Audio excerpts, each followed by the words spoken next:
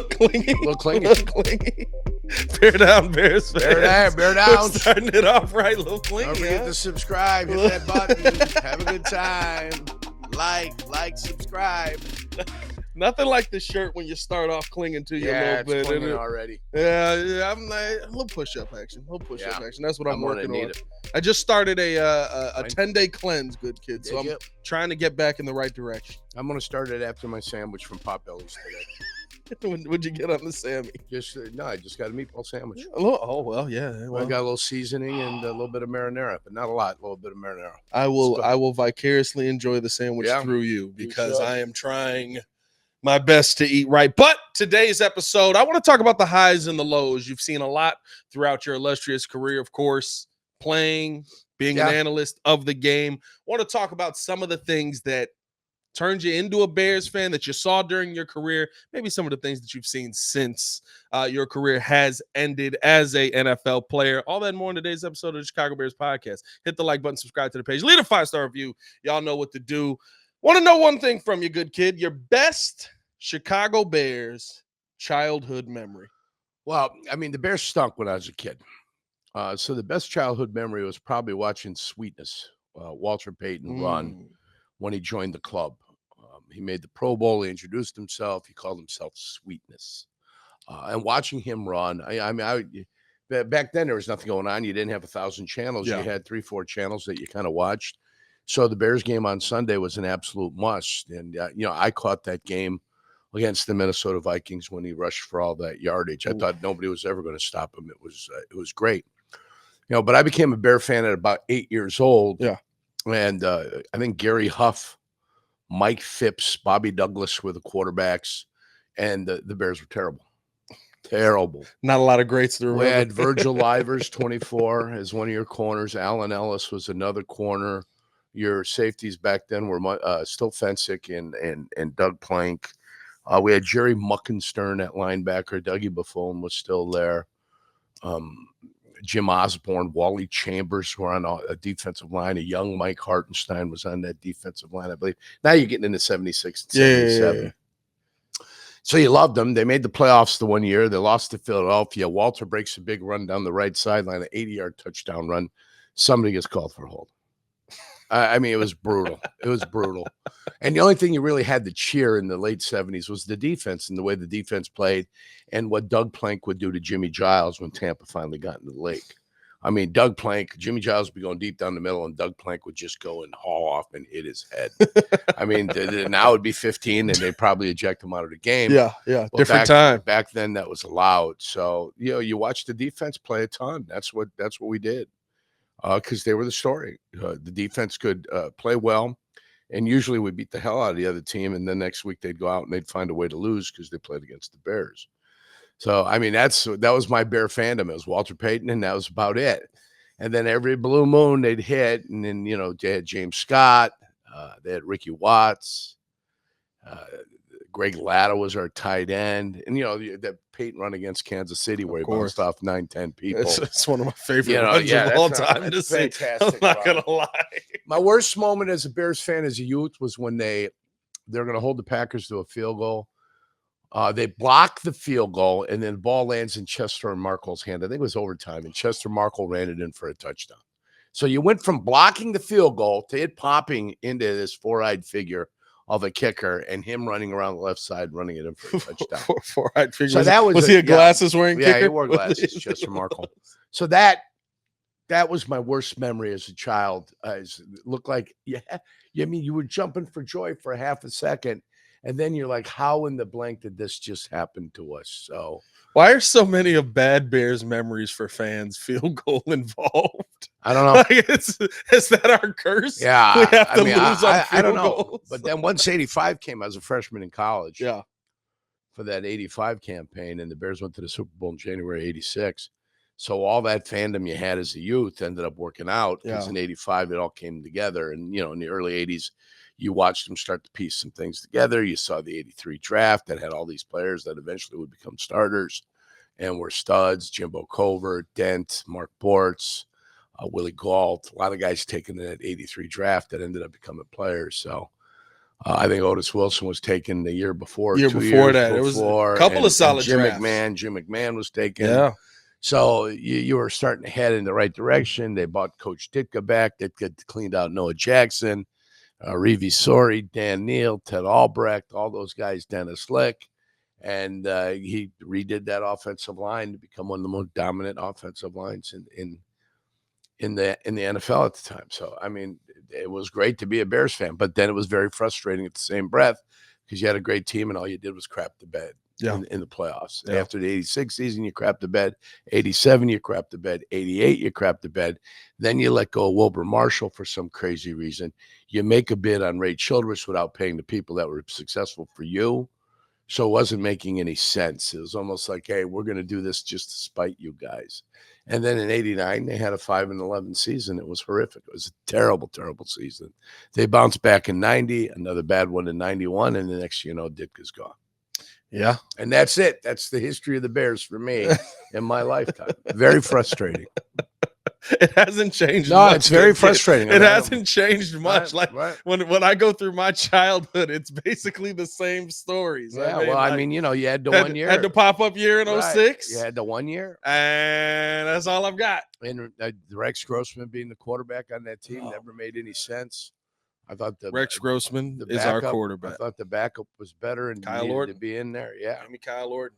Kyle Orton or Greasy, whoever it was at the time. I'm trying to remember. Both of them. I swear, both of them could have won that game. Well, the lanes they were giving Rex in that game to run, it was like just. And I know it wasn't the norm. Yeah, Rex. He wasn't mobile. He's not a runner. Just handle the snap. Handle the snap. Is the moment too big for him? Wasn't he too gloving it in that Super Bowl? I don't know what he was doing. It was damp. It was Miami. It was a little moist. It was. They had a solid drizzle coming down the whole game. Purple rain. You know. Purple rain. That's Minnesota. That's Minnesota. Prince, no. Oh, I know. Prince did the halftime entertainment. Oh, that's right. Right. Oh. Yeah. Then he came out, and the first song was Purple Rain. Yeah, that's a good call by Prince. Yeah. Prince, phenomenal. Big Prince guy. Oh yeah, back in the day, absolutely. Little Red Corvette. Oh, hey now.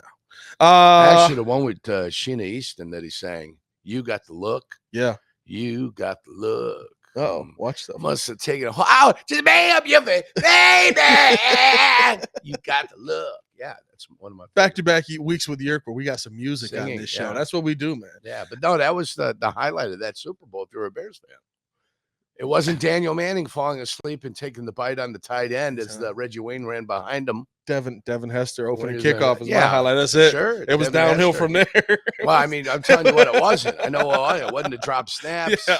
Yeah. You know, Cedric Benson, I think, got beat up in that Sonny game a little bit. Got an MCL. So it was not the finish that we had hoped I mean, for. if that's memories you want, the memories you got. I'll say this: it's not memories I want, but it's what I got. That's all I got. What was the moment growing up that made you realize you were a elite athlete? Oh boy, that's a little bit difficult. I was an undersized offensive defensive lineman in high school. So as a freshman, I probably weighed about 200 pounds. As a sophomore, I was about 217. And as a senior, I was just about 230, 235 pounds. So, but I was good. I mean, I could play football and I understood football. Football came naturally to me. And I was an offensive lineman / defensive lineman. I made both the All-State team in the Chicago Tribune and the Chicago Sun-Times, the Champaign News-Gazette, and something down in St. Louis, the St. Louis Post-Dispatch or something like that. So I was a good player. I was recognized as being a good player. So I knew I was, but I wasn't getting any college opportunities because I only weighed 235 pounds and I was about 6'2". You know, so 6'2", 235 doesn't really instill a ton of confidence in Big Ten coaches to come on down for a guy that's either a lineman or a defensive lineman or a whatchamacallit. But I mean, they couldn't tell. Right. I mean, it was one of the two. They didn't take the time to check me out.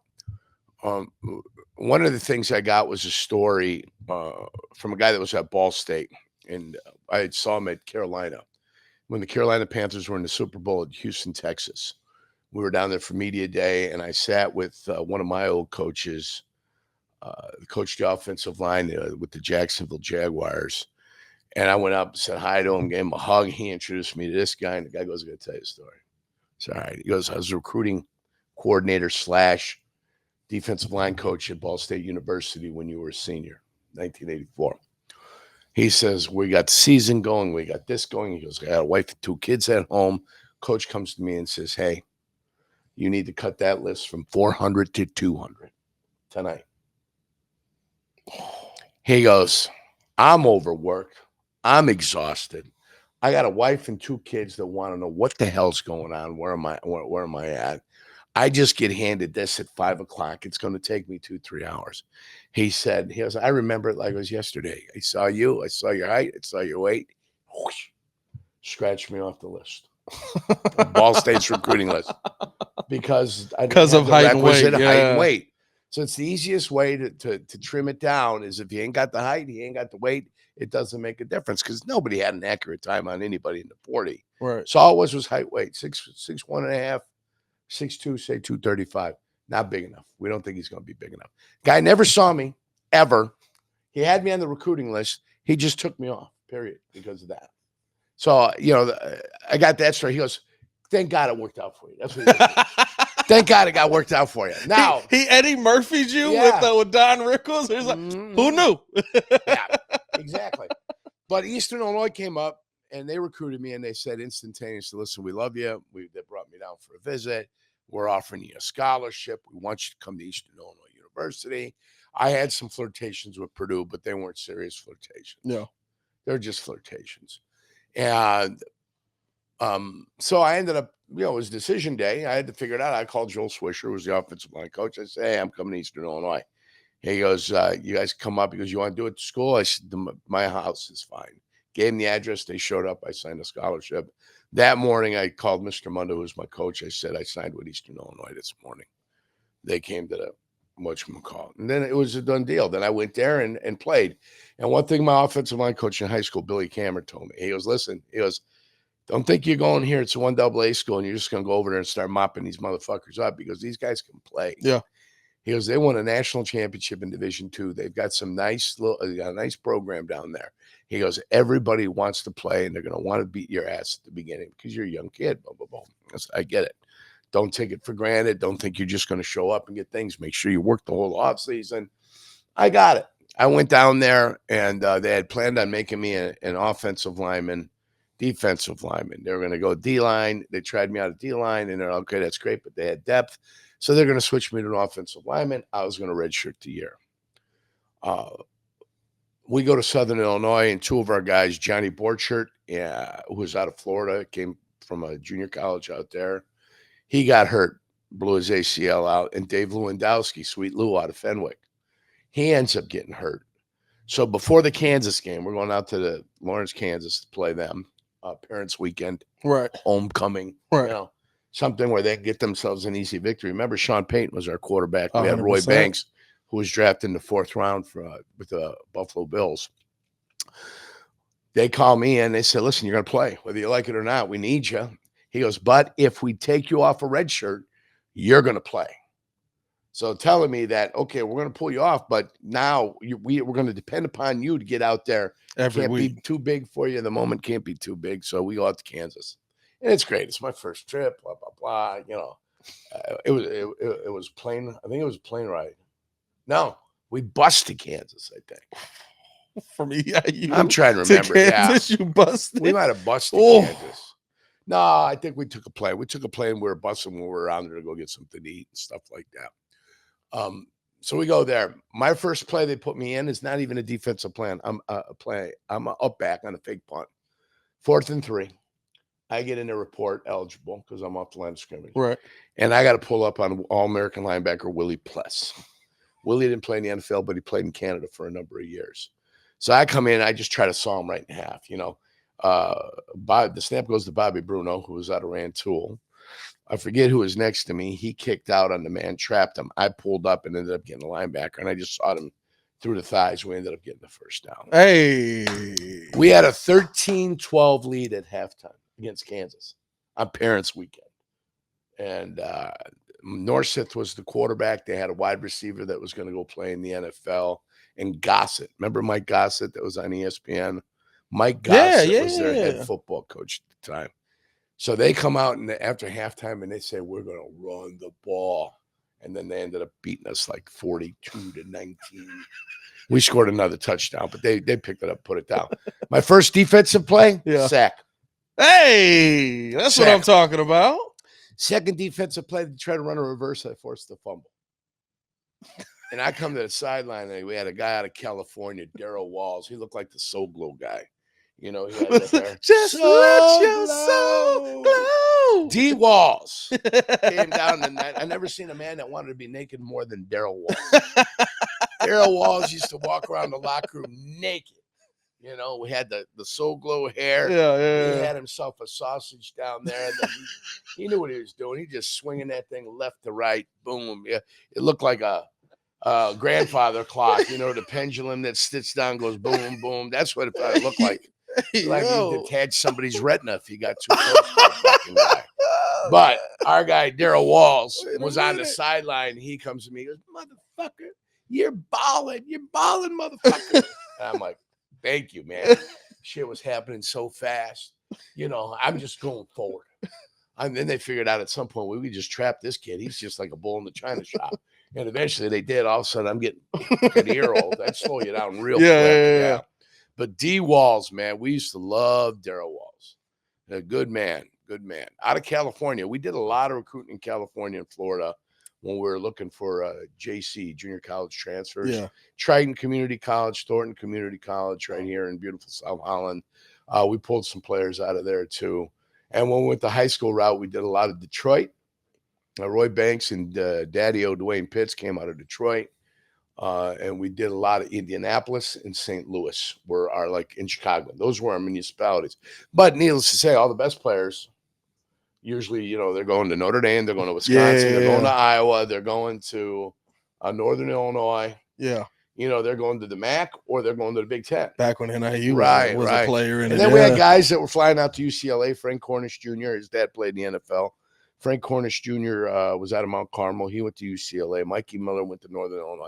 So a lot of guys that were good players. Wade Kozakowski went to Ball State to play football. Right. A lot of good players that you knew growing up, you know, were flying out and going to all the MAC schools and going to all the Big Ten schools. So, you know, we get what we can get, you know. And then we had to, at Eastern, we had to find players that could develop.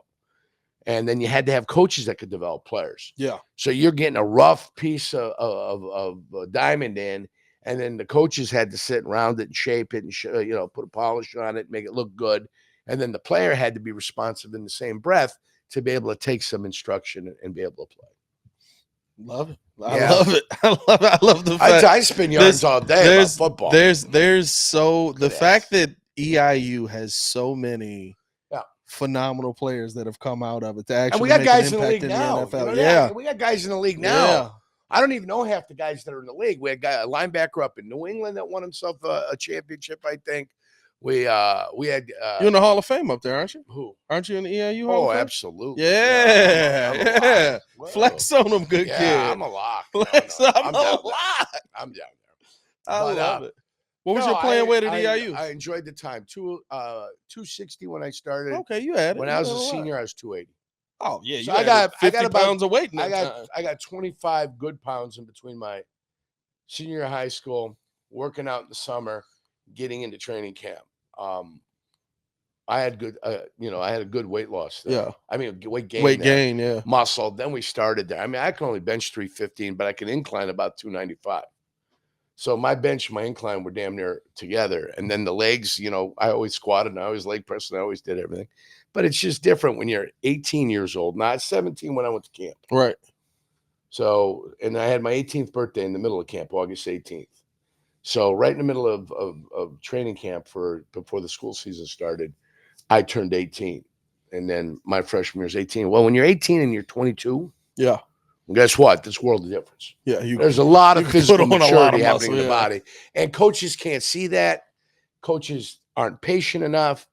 Coaches now with the NIL, with the portal. Well, they don't have time? Why am I going to wait for this kid to develop when I can just go pluck this guy out? Yep. That looks like he's finally figured it out. So I think it's a little unfair for high school students nowadays 100%. The way it's going. Yeah. Who did I see? Somebody was talking about it. the head coach of Illinois, I think, he was on some show, and Brett Bielema. Yes, and he was talking about where it used to be you had to develop these young guys, you had to develop the freshmen, you had to develop your sophomores because you were going to rely on your sophomores. Now everybody's looking for the guys who are the 3 and 4 year guys. Right. Hey, you went over there and you guys didn't win. Right. The guy the Bulls took yesterday, Marcus Damask. Yeah. He was a 5th year senior. Yeah. Because he spent 4 years at Southern Illinois, developed his game, and then they're like, "Come on in." And they just picked him up as a free agent. Yeah, right? They yeah, pretty much. Agent, yeah. And the Bulls just signed him as a undrafted free Eastern agent. Illinois lost 2 good football players this year. Obviously, somebody say, "Hey, Eastern's pretty good. Look at them. How they're making waves. They almost made the playoffs this year. Well, who are their great players? Well, let's pick them off. Let's get them up here because they'll be better than the guys that we're going to bring in as freshmen." Yeah, and then they go about the business of just doing that all the time. So. It's unfortunate even for us at Eastern Illinois that happens. I had a question within my group, about 19 guys that I went to college with, some guys with me, some guys a little bit younger than me. And the question was posed to me by one of my guys, could I, would I have left in NIL? And I said, listen, I had a chance to leave. They came call? When Al Moldy went to Western Michigan, he took the whole staff with him. Billy Blade by, Swisher went with him, Sheldon Hurd, Dana Chambers, all the coaches that were with us. They said, hey, and I had just torn my ACL in spring ball, but they came to see the spring game because they're still living there while they're in transit, while they're trying to move. And they said, listen, we got a spot for you up there. He goes, you're hurt anyway. He goes, you can redshirt your year and boom, you'll be up there at Western Michigan with us playing the MAC. So I had the offer. I could have gone. I was hurt. I was going to sit out a year anyway. It wouldn't have bothered me any. Except, and this is what I tried to tell the guys, I came in with a freshman class of some badasses. Daryl Holcomb out of Florida, R.L. Reynolds out of Detroit, Jeffrey Mills from New Trier, George Boykin, Munda, Brent Fisher out of Quincy. I'm missing a ton of guys, but I came in with a lot of badasses. And a lot of us played young. And, you don't make a commitment to people and the guys, and you don't sweat, and you don't, go through the work, and you go through the crap, and all of a sudden just abandon them. That's not the way it works. Yeah. At least that's not the way I was brought up. It's not the way it worked back then. I made a commitment to Eastern Illinois. I was going to go to Eastern Illinois, and I was going to finish at Eastern Illinois. No matter what the theoretical temptations were. And I told them, thank you. I said, I appreciate it. You're right. I am going to sit out a year. I said, but I like my guys. My guys are good guys. We got a good group, and I think this good group's going to be able to propel us forward and have some fun. So, and it did. It did. And we had good guys, and we had good players, and we made the playoffs my senior year. We beat John Freeze in Idaho. And then we went to Montana, lost to Montana. They had 3 NFL players on that team. Timmy Houck, Kirk Scrafford played tackle for the 49ers. Timmy Houck played 14 years in the league as a special teams guy. And then they had another guy, Pollock or something, that was a guard. So they had 2 offensive linemen that played in the NFL. I mean, that's absolutely crazy for a school like Montana. So, we went to the playoffs. We made a little bit of noise. So we had some fun. We ended up losing, and then, boom, that's the way it is. But I love my college career. Eastern Illinois is a great university if you've never been there. It's far enough from Chicago to be far enough from Chicago where you can't just go back. Right. You got to make a decision if you're going to go home. So, and once I went down there at the beginning of August, I was there until, Christmas, because we were in the playoffs. Then my senior year, I played in the blue-gray game, which doesn't exist anymore. And that's when you get a chance to kind of measure yourself up against other players who didn't make bowl games, which is the caveat. But like Stepnoski was there from Pittsburgh. Yeah. The Goose was there. There were some nice guys down there, so it wasn't bad. Never a bad thing. When you get to the league, who was the lineman that gave you the most difficulty? Oh, God. Who was the lineman that you were able to throw around the easiest? Well, there were 3 of them. Larry Allen from Dallas was tough. The stories of Larry Allen are phenomenal. Dermontti Dawson from Pittsburgh, the center, and Randall McDaniel. 64 left guard, 63 center, and I think Larry was 74, if I'm not mistaken, Larry Allen. Yeah. Maybe 73. I don't know. He moved fast, like streak of lightning with power. Was the punch everything that people have said about it? Yeah. No, I mean, he was solid. I mean, listen, he didn't win every play. Yeah. But he wasn't going anywhere. He was going to stick around. And he's going to be there all day. And you had to be ready to battle him all day. And then, it wasn't just Larry. They had Eric Williams over there. They had a they line, from yeah. Stepnoski when Stepnoski left to go to, I think he went to Houston or something like that to play there, and then ended up with the Tennessee Titans when they moved. They had Nate Newton on that line. They had Dale Halstray, who would come in and substitute a little bit when they needed him. Derek Kennard was on that line. Mark Tuane was on that line. Kevin Gogan was on that line. Just guys who were switching in for the 3-4 years that I ended up playing them. But, Dermani at the end, I figured Dermani out. Dermani was quick as lightning and get position on you. You'd panic, make a mistake, and then all of a sudden he made you look like a fool. So Dermani, you just had to play him heavy. Right. Play Dermani heavy, get him into the backfield, keep your head up, and feel what's happening because Bettis might just cut back on you. Bettis was going to do whatever Bettis wanted to do back there. So, you had to be cognizant. And early on, it was Cordell Stewart was their quarterback. Neil O'Donnell first, then Cordell Stewart. Yeah. Yeah. So when I was in Jayville, we had a lot of Cordell Stewart. When I was in Green Bay, we played him twice. Pittsburgh. In Jacksonville? Or with Green Bay? And we used to play him every 3 years. So I think we had him in 92 and 95. So, but we saw a lot of busts. And the bust was with LA, is with the Rams before he got to Pittsburgh. For one reason, the LA Rams let him go. They still don't know why. Yeah, you try to figure it out. Sometimes you scratch your head. For a while, the Rams were like Notre Dame light. They had Pat Terrell, they had Todd Light. It looked like they were trying to get every guy that ever played for Notre Dame out there. Frank Stamms in the place that you live. So, that's what it looked like out there. But yeah, those 3 offensive linemen were the toughest guys to end up going against. And I once got in a game in Green Bay 3 holding calls on Randall McDaniel. He held me 3 times. How'd you pull that off? It's a bad day. How'd you pull that off? I don't know, but sometimes he looked disinterested. I wouldn't say a word to him. I would never want him to get upset. Because if he got upset and he got motivated, it was a problem. When you're that good, that good. Yeah. Sometimes you can just go through emotions a little bit and still be somewhat of a dominant player.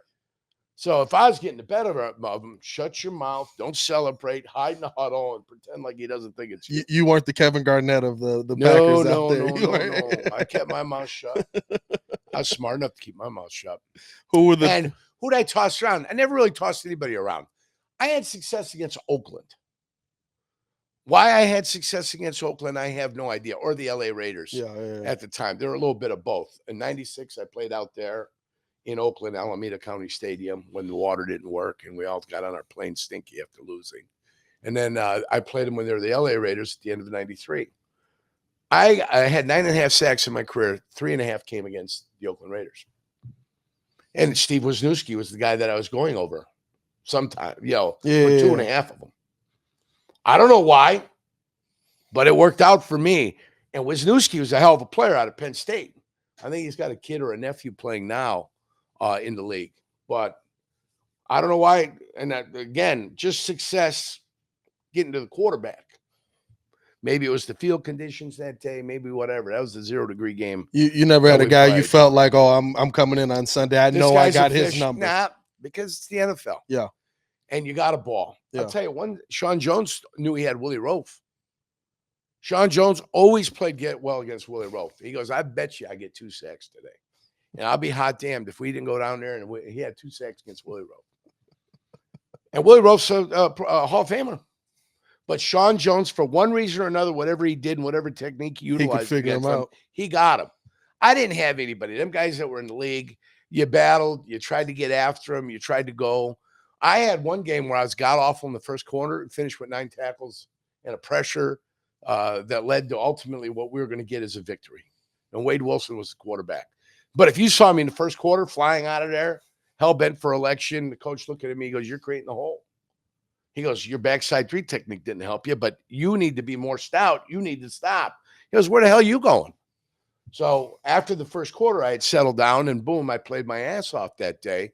Had a lot of tackles. They were committed to running the ball up the middle.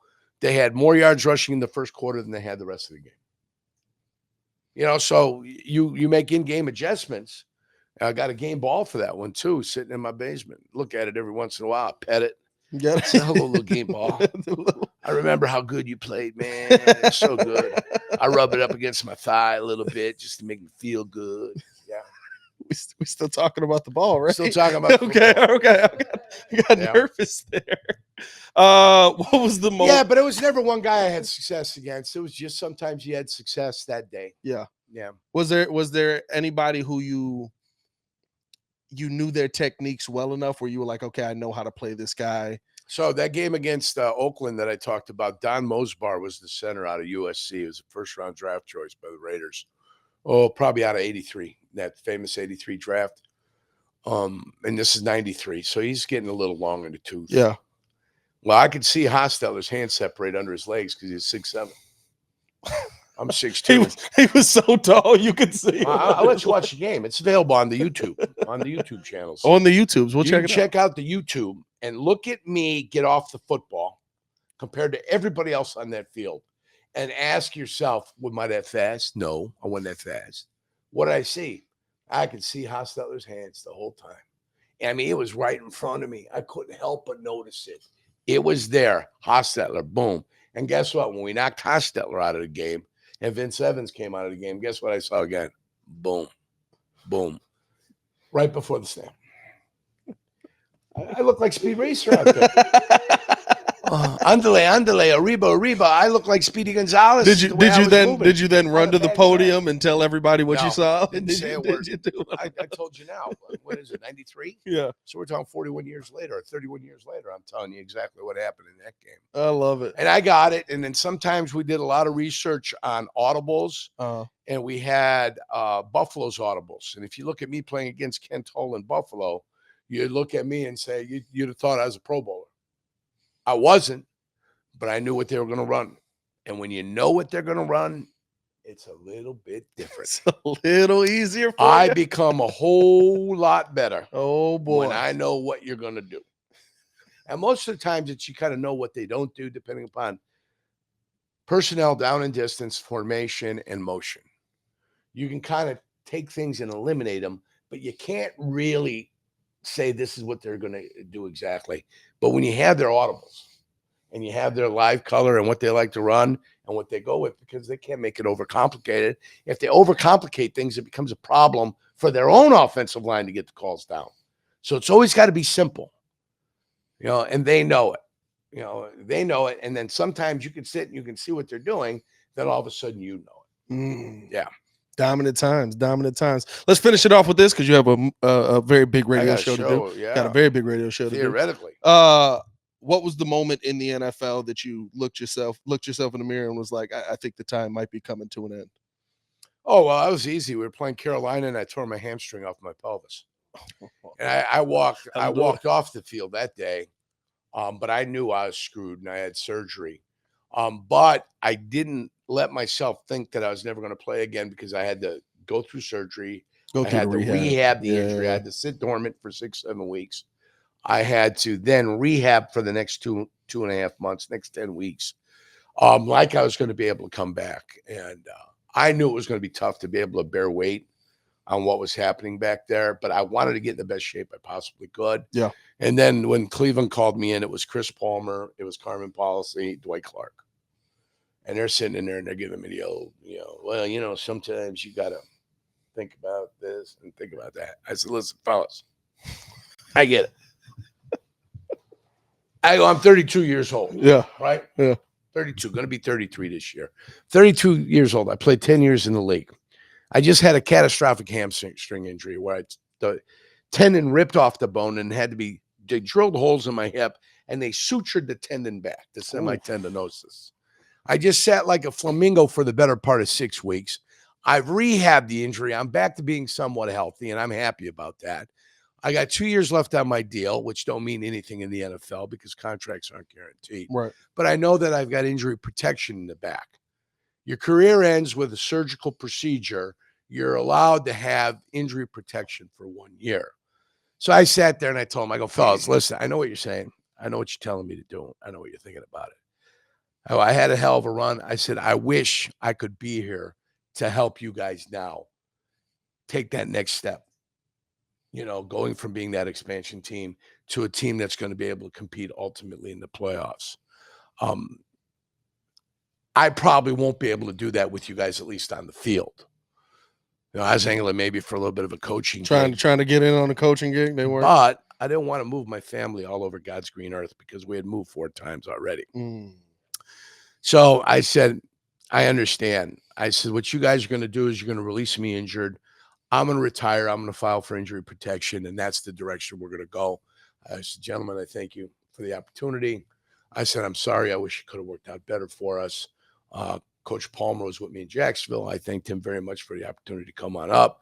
Dwight Clark, fucking the catch. Jesus, and Carmen Policy. Yeah. And Carmen, was it Carmen or Eddie DiBartolo?